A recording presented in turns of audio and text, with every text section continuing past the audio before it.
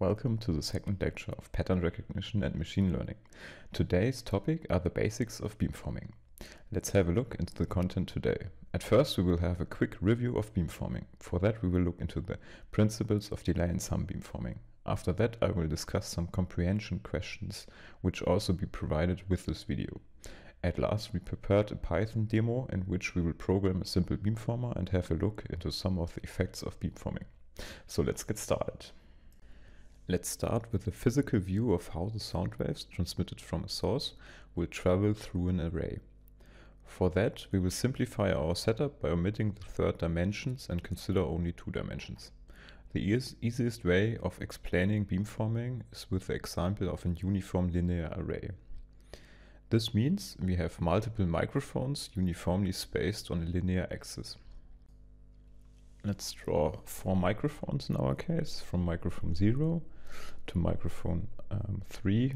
They are all spaced evenly on one axis. And now we can define our variable m, which is the total number of microphones. This variable would be 4 in our case. The next variable we can look into is dmic, which is just the spacing between two microphones. Because we have a uniform linear array means that all microphones are in one axis and are evenly spaced, so we do have to define dmic only one time. In our case it would be just spacing like 3 centimeters or something like that between each of those neighboring microphones. In red is now drawn the center of the array. This is the virtual phase center of the whole array. That means that all angular shifts around this center.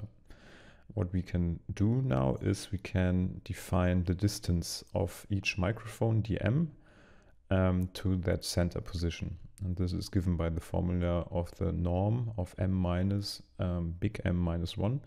Because we start at 0, half, and that times the dmic, the spacing of the microphone itself.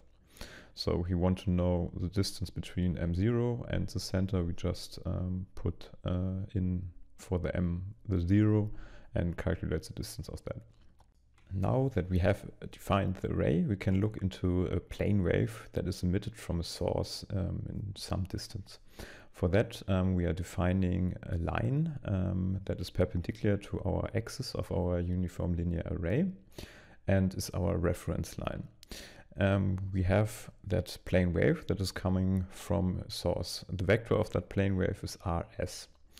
And that vector is defined because we only have 2 dimensions with the angular of phi s. Because we have a plane wave assumption, we can say that those wave fronts are coming perpendicular to the vector rs and sweep through the array. Now we can define the time delays of the individual microphones. So for that, the time of each microphone is the distance of each microphone times the sine of our vector phi s, that is from the plane wave, and that is divided by the speed of sound c. For example, the speed of sound in air is 343 meters per second, in water something like 1500 meters per second. So t of m for each microphone is just the time delay in seconds. Because the distances are defined as distances to the center of the array, those times are also defined as the time delays to the center of the array.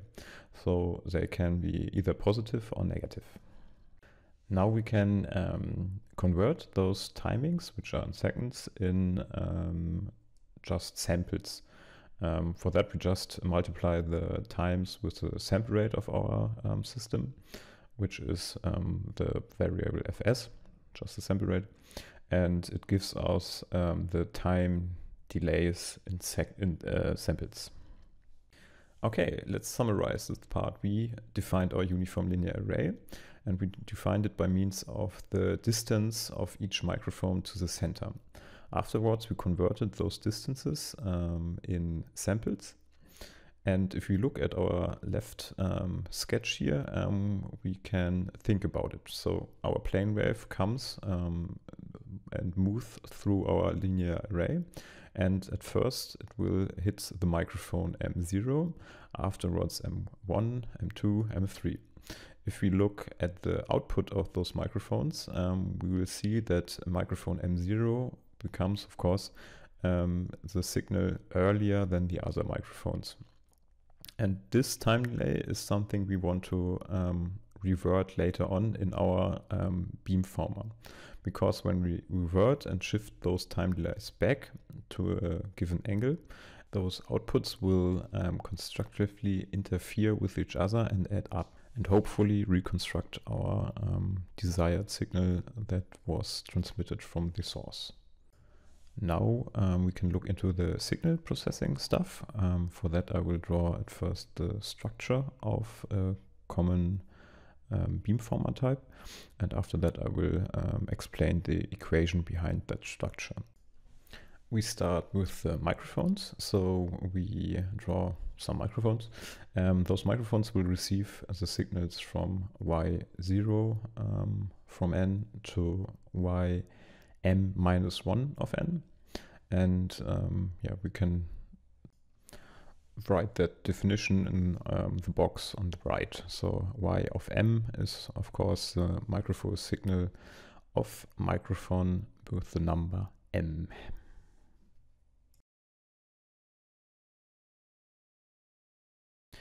Yeah, after that we can draw our filter boxes. So each of those filter will have their own box. The filter are named G0 of n to Gm minus 1 of n. Again, we do this for a more general case, so we have these points in the middle. So those G's are just the filter coefficients of our beamformer structure for each of those microphones.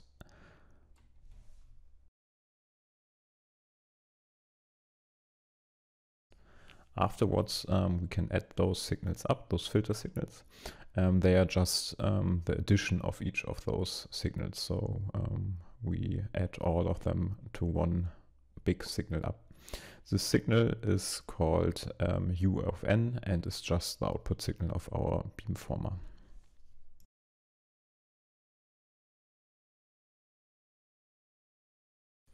Okay, now let's go to the second part of this slide, which is the equation. For that, we can simply derive the equation from the structure that we already sketched in this slide. For that, we look at U of n and see that this is a sum. It's a sum over all microphones from 0 to m minus 1. And after that, it's the convolution of all input signals with the their filters of those microphones. So it's from I equals 0 to n minus 1, and is here the length of the input signal. And we multiply the y of m with the g of mi. This part we can rewrite in a nicer way with vectors. So it still is the sum over all microphones, but if we write down the vectors, the input vectors of y and g, it's just y of m transposed of n times g of m and y of n. This is for a general case where we assume that g, the filter coefficients, can change over time.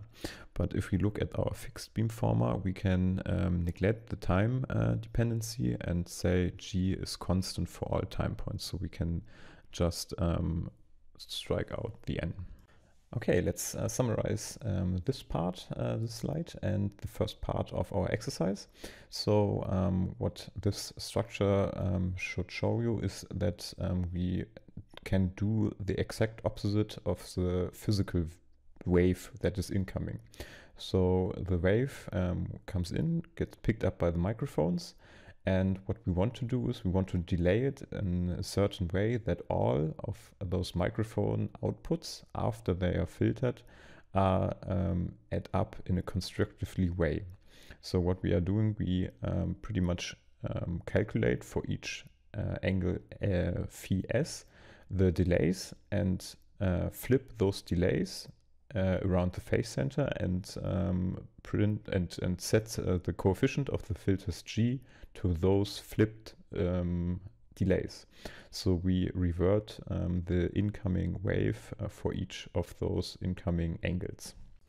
Afterwards, we can just add those signals up and we'll have a constructively interfered signal, which should be stronger in the desired angular direction as before. Now we can come to the second part of this exercise, which are the comprehension questions. For that, I chose some of those questions which are provided with this video and will explain those in more detail. Let's start with the first question. Explain the meaning or function of both summation signs. What entities do y of m, n minus I, and g, mi of n represent? Which index can be dropped in case of a fixed beamformer? If we rewrite this formula in a vector-based manner, we can more easily see that this is just a convolution of two signals, or a signal and a filter. So we convolute each of those microphone signals y of m with the filter coefficients g of n. This is a convolution in the time domain is equal to the multiplication in the frequency domain, so we can write this also down. This is the reason why we often do beamforming in the frequency domain, because here it's easier to just multiplicate two signals instead of do a convolution. We will later see in another question what other benefits there are also in the frequency domain. Now we can come to the second question, which states as follows: which units do the variables fs, c, rm, and r have? Show that the units in the equation are consistent. For that, we can look into slide 7 and copy the formula from there and look at each of those variables. So fs is the sample rate of a system and has the unit 1 divided per second. The second variable is c, that is the speed of sound, and that variable has the unit meter per second. In air, the sound speed is something like 343 meters per second. The third variable is rm, which is the distance to each microphone. This is also a vector consistent of x, y, and z coordinates and has the unit of meters. The last variable is r. R is also a vector like rm, but this time it shows the direction of the incoming wave front. This vector is also normalized to 1, so it doesn't have a unit.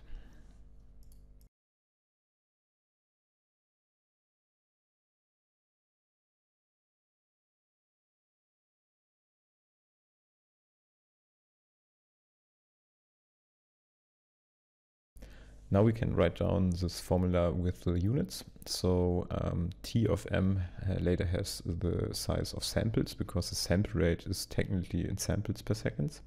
So if we write down fs, it's samples per second divided by c, which is meters per second. And that is multiplied with r, which is just meters.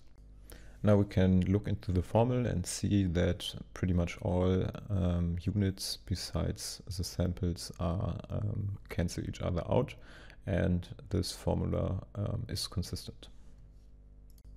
Now we can come to the third question, in which we have to look at slide 10 and look into the equation and state which of those parts have the hidden angular in it. So the first part is just from the source, so there's no angular momentum in it. The second one is from the microphones. The third one are the fixed beamformer coefficients. And the angular is in the last part, the e power of term.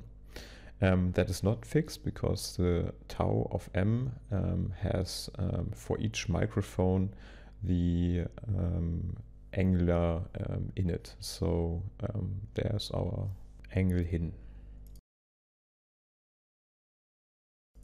In the fourth question, we are asked which conditions have to be fulfilled in order to be able to separate the influence of the microphones and the signal processing. For that, we also have to look at the formula from before. So the first part is the spectrum of the source. We can't really change anything about that because that's given to us. The second part is the M of M, which are the microphone characteristica. And that's given by, the microphones. The last part is the signal processing itself. So we can adjust all of those G of M's, so the beamformer coefficients. And the last part is pretty much given by the planar wave as well. Now, in order to separate the microphone and the signal processing parts, we have to assume that all microphones have the same characteristica. If that is true, we can just put the M of M, because they are all same for all microphones, before the sum, and we have separate the influence of the microphones and the signal processing from each other.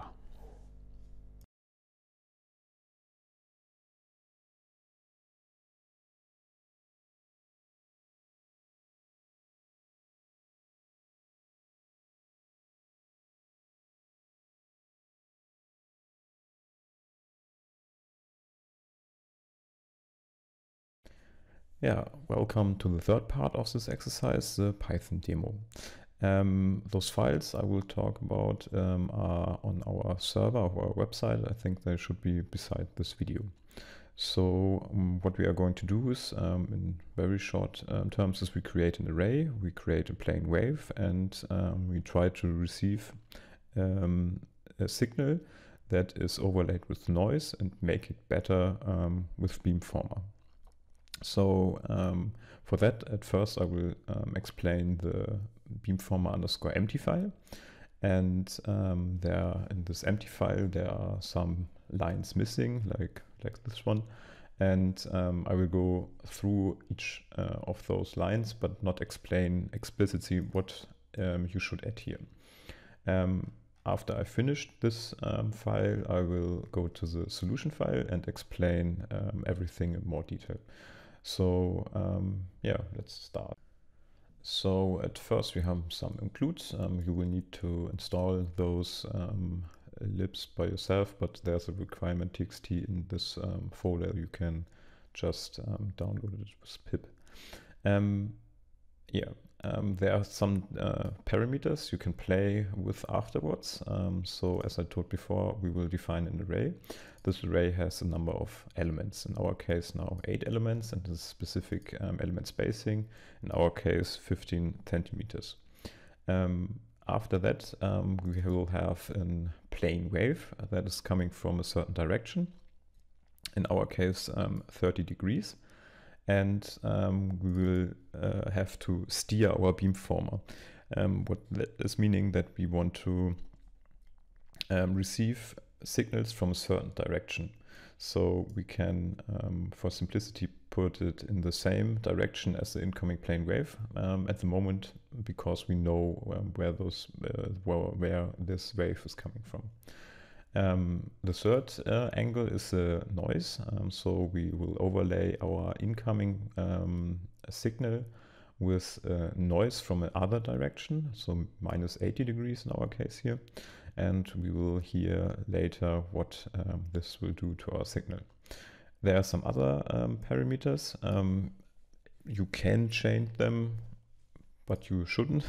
You shouldn't change the sample rate, because that is given by our WAV files that we will read in. But in theory, you could change the other 4 values too. At first, we will create a frequency vector.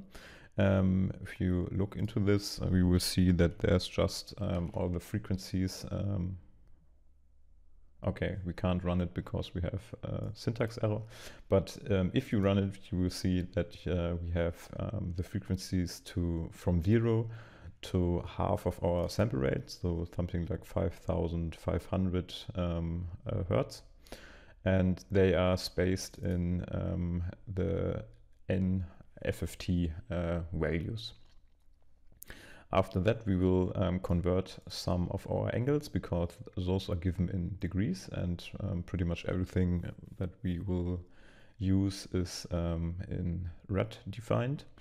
And yeah, there we also shift our degrees around 0, so we can have our beamformer from -90 to 90 degrees. Yeah, after that we will create our linear array in this with this code. There you can look it up in slide 15 and program it yourself. This shouldn't be that hard. Afterwards, there's a function that I've written by myself and that you at the moment don't need to look into. What we're doing here is we pretty much create the opposite signal of our beamformer that we create later. That sounds a little bit strange, but what we are doing is we will delay our incoming signal for the incoming degree angle. So in order to create a plane wave for all microphones, we will have at first to do it manually with this function. After this empty file is done, I can show you the code in here.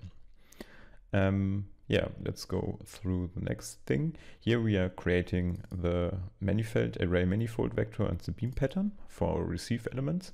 Therefore, I've written a function, calc array manifold vector.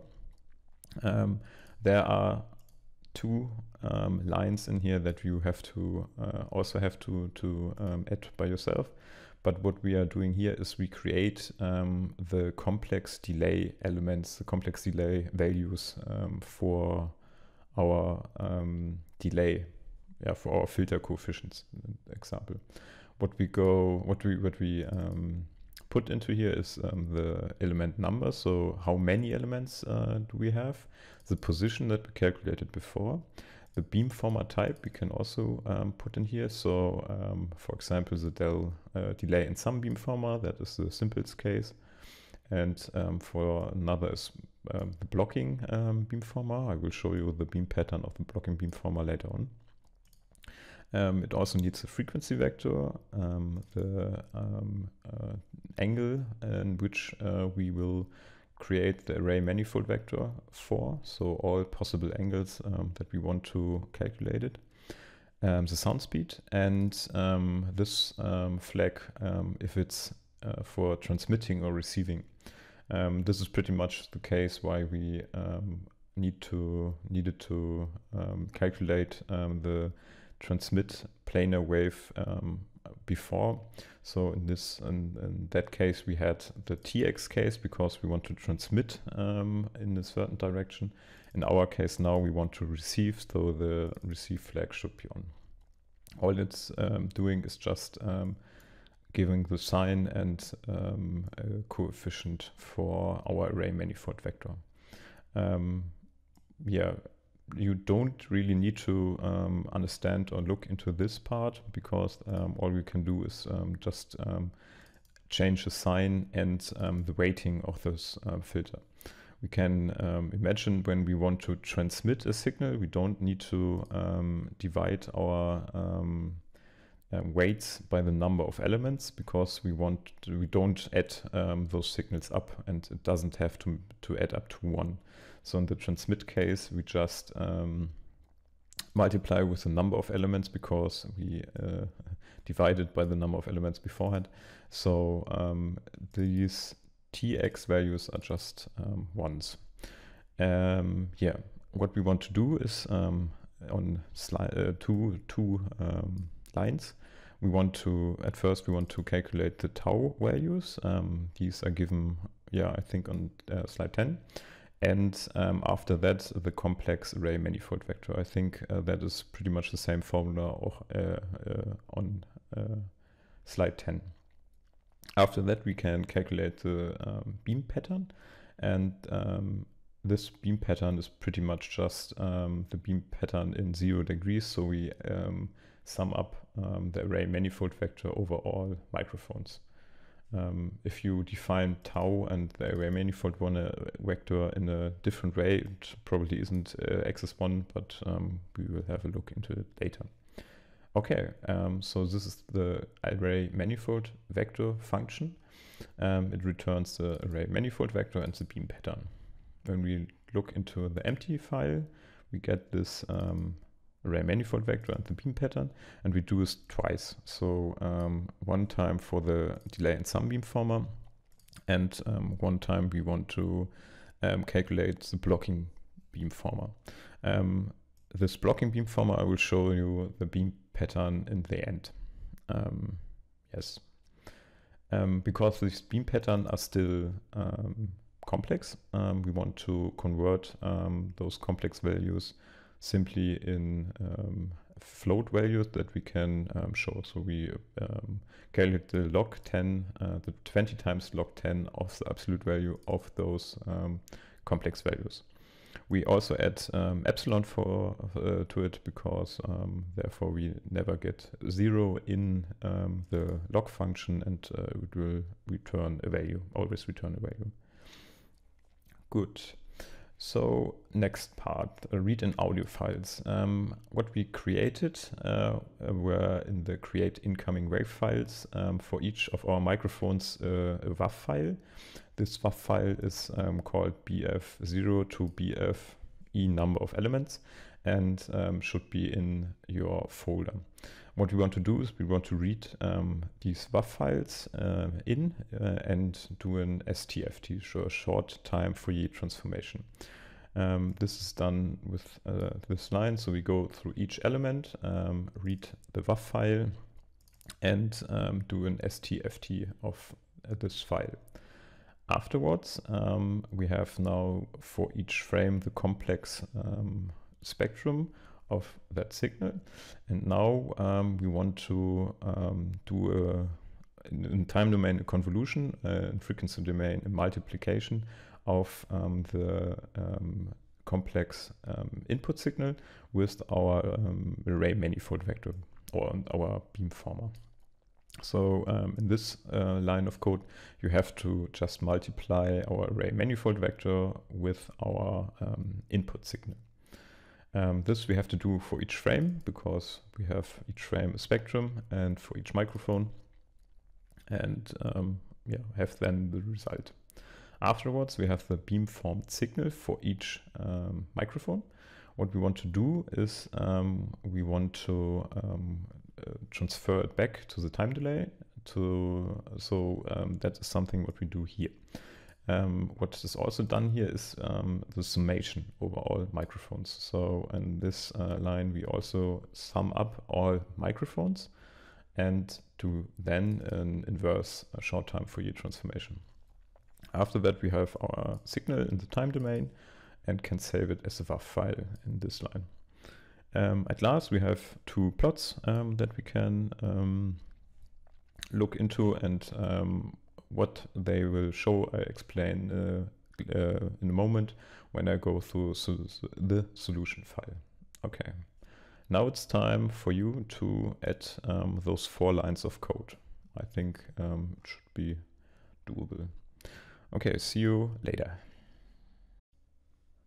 Okay, this time we can look into the solution. So this time it will run the code because we have no errors. So I hope you looked into those lines and thought about the problems I stated to you. Good. Let's run it at first and see if it runs through. Yeah, that's good. We can look into those beam patterns later. Let's go through the line that you should have added. So at first, the line where we want to create our array. This is this line. It's pretty much just the formula on slide 15. So we go through each of those microphones. I think in the formula it's this M, and E element number is capital M, and the rest is just exactly the formula of it. So afterwards we have the positions.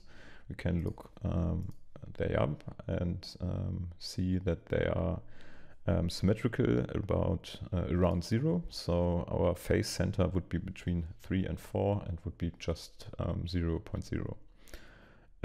We can see that the spacing is the spacing that we have put into in the line above. Okay, that was that line. Now we can come to the mysterious create incoming WAV files function. As I stated before, this is pretty much the same as we do afterwards, just for transmitting. So in order to create for each microphone such a WAV file with the right parameters, I have to create this online. We can look into it. It's pretty much the same code, but the only difference is that we calculate the array manifold vector with the TX flag. So what this is doing, it's just flipping the sign of the beamformer that we talk about in a minute. Otherwise, we just load our speech file in here. We create noise. This noise gets delayed by a specific value, and this value, okay, these are just 0 assignments that we define our array, and in here we do for every element our read-in of our speech file and our STFT of those speech files. Also, we set for each noise signal our noise signal. What here is important is that we do this for all signals the same noise.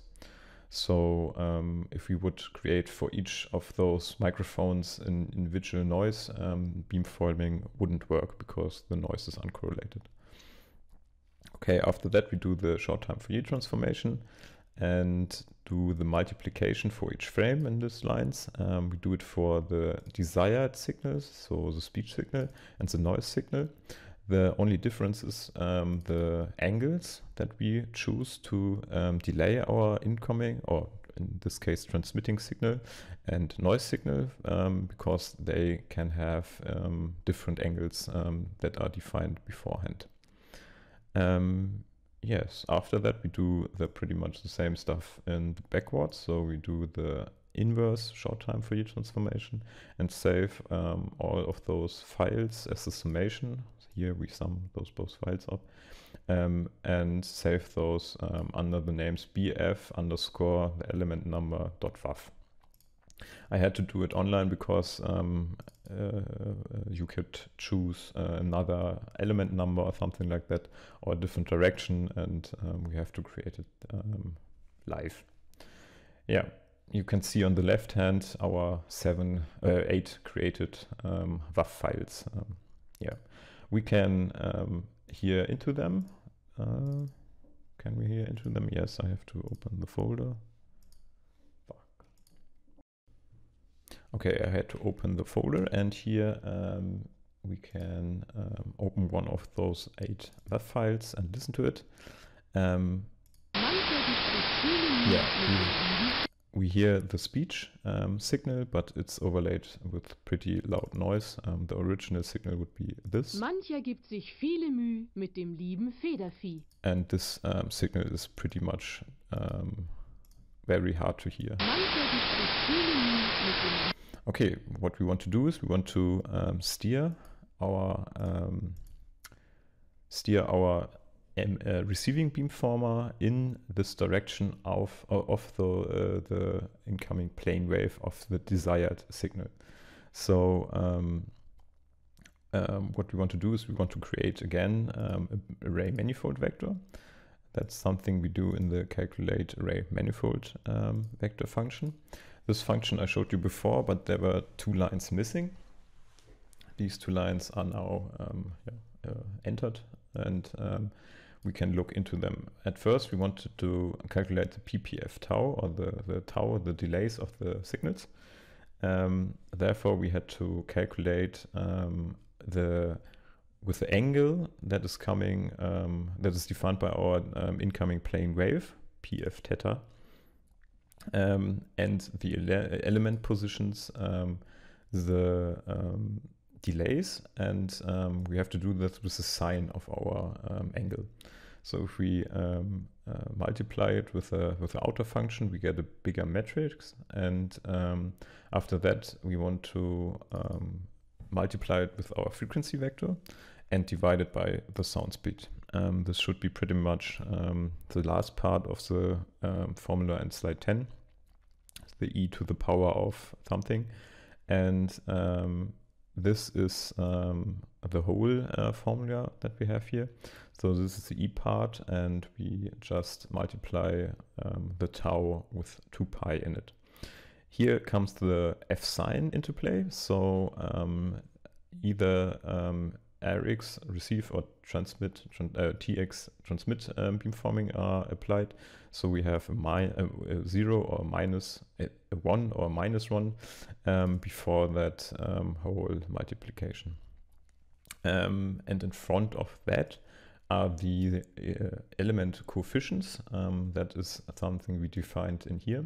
So what we are doing here is, if we have the del and sum beamformer, the delay and sum beamformer, we define these values with an 1 divided by the number of elements if we want to receive. And if we have the blocking matrix, we just take the first microphone, multiply it with 1, which is doing nothing, and the second microphone multiplying with -1, and multiply that to the exponential.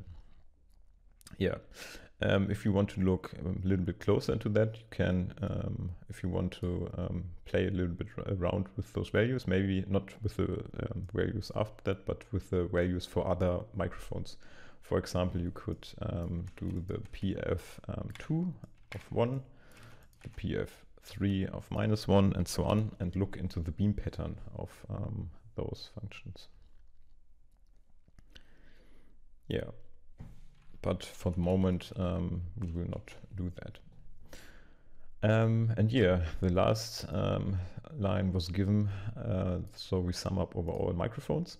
In our case, the microphones are in the dimension 1, so yeah, we sum up over that dimension. And we return the beam pattern and the array manifold vector. When we come back to our main file, we do this for the delay and sum beamformer and also for the blocking beamformer. The blocking part is just for plotting the beam pattern of that. After that, we want to transfer this complex value to float value that we can plot with the 20 times logarithm of the absolute value of those complex beam patterns, and go on. I think the next line that was missing is down here. This is not very complicated. We just multiply the array manifold vector with our PPC signal.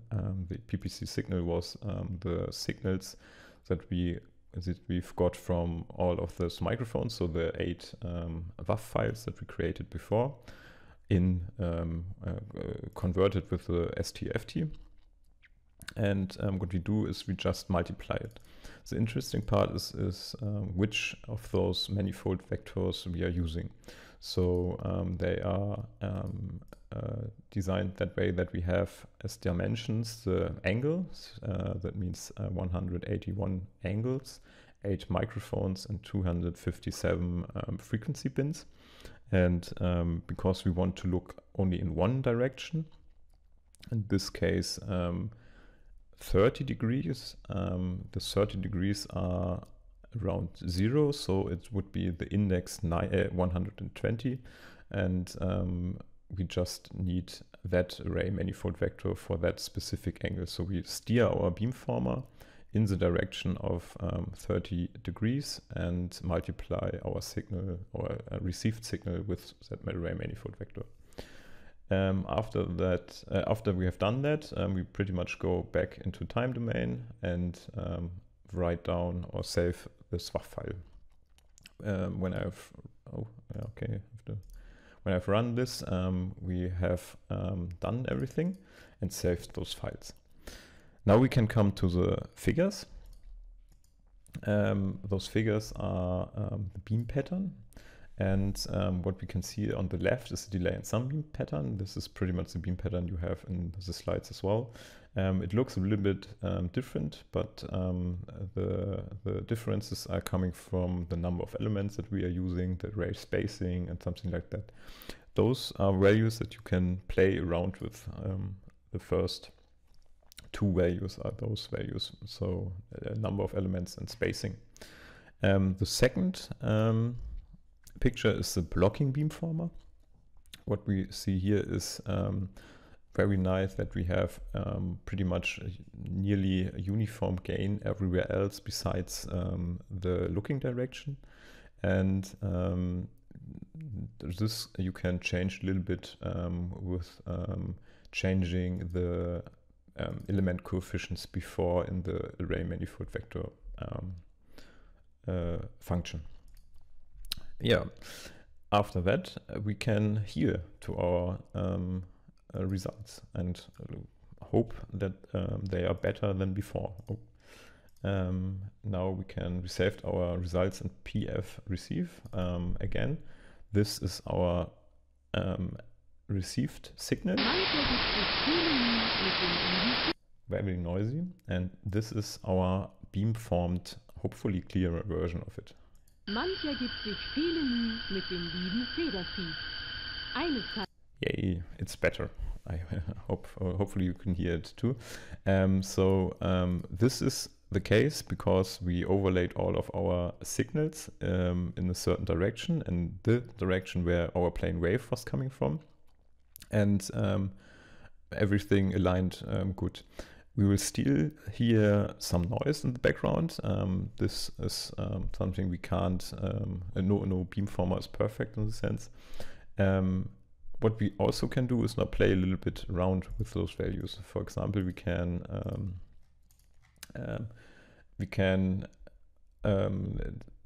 change the looking direction. So in our case now we had exactly the right direction. So our plane wave was coming from 30 degrees and we looked into 30 degrees.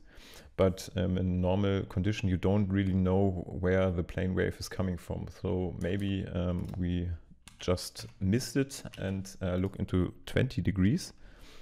For that I will change the name so we can compare it later better on. 30 degrees and run the script again.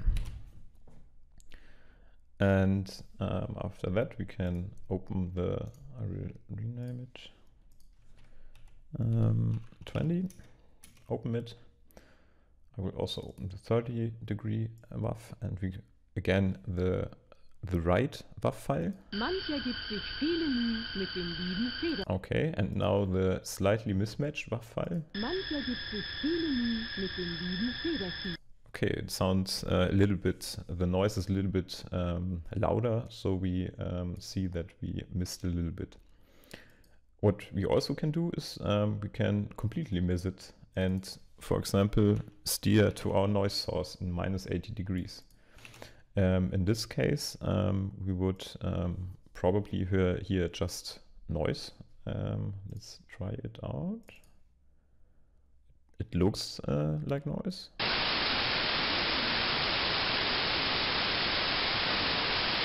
Yeah, and that is pretty much our beamformed signal in the noise direction.